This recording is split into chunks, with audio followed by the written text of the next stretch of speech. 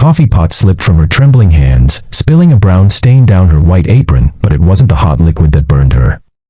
It was the laughter. The cruel, heartless laughter of 3 young men in the corner booth. The oldest of them, a boy no older than 21, leaned back in his seat with a grin too proud for his age. His designer shirt screamed money. His arrogance screamed something worse. Without warning, he spat, right on her clean uniform, and said something that made the whole diner go silent. The old woman's eyes flickered with hurt, but she didn't speak. She just stood there, coffee dripping from the pot, her pride breaking drop by drop. If you believe that kindness and respect should never depend on a person's age or status, take a second right now to like, comment, share, and subscribe to Kindness Corner. These stories remind us that even small actions can reveal who we truly are. Her name was Martha Green, 69 years old, a widow who had spent her entire life serving people with a smile. Every morning she walked 5 blocks to the diner, tied her stained apron, and poured coffee for strangers who rarely looked her in the eye. She'd been through storms, losing her husband to cancer, raising her only son alone, and still finding a reason to greet every customer with kindness. But today, that kindness had been spat on, literally. The young man's name was Bryce Weller, son of a real estate magnate who owned half the town. He'd never worked a day in his life. To him, people like Martha were invisible, background figures in the movie of his comfortable world. Bryce laughed as his friends filmed the moment. "This will go viral," one of them snickered, holding up his phone. Martha wiped her apron, trembling. She whispered a soft apology, even though she'd done nothing wrong. She just wanted to disappear. What Bryce didn't notice was the reflection in the diner window, 4 figures standing by the door, motionless. Men in dark leather vests with Hell's Angels patches. One of them, broad-shouldered and tattooed, leaned against the counter, his arms crossed, his eyes cold and sharp.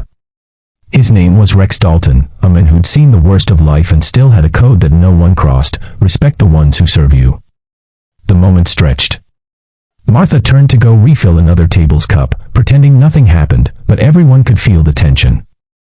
Even the jukebox seemed to go quiet. Bryce kept smirking, checking his phone, waiting for likes that hadn't even come yet.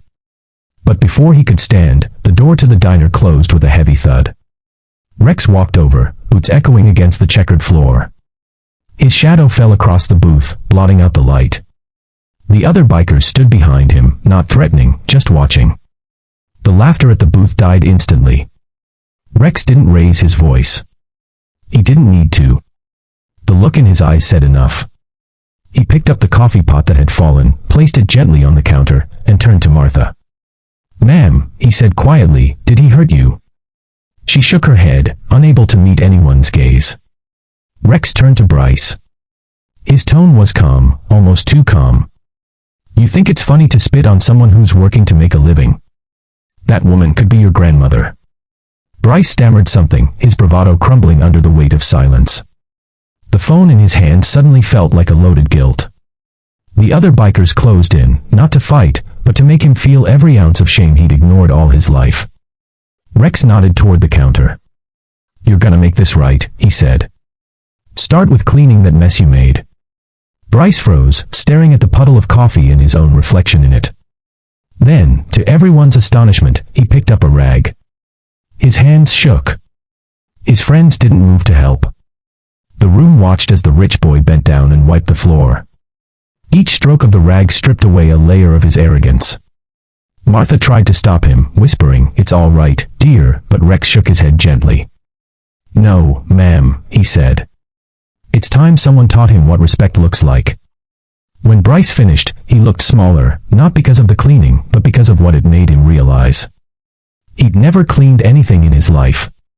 Never apologized and meant it. For the first time, he did. "I'm sorry," he said, barely above a whisper. Martha smiled faintly, her tired eyes softening. "Thank you, son," she said.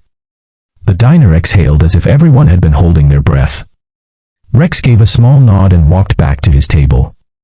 His crew followed, silent as shadows. But that wasn't the end of it. Later that night, when the diner closed, Bryce came back. Martha was wiping the last table. He held an envelope in his hand, filled with cash, his father's money. He tried to hand it to her, saying, "I want to make it right."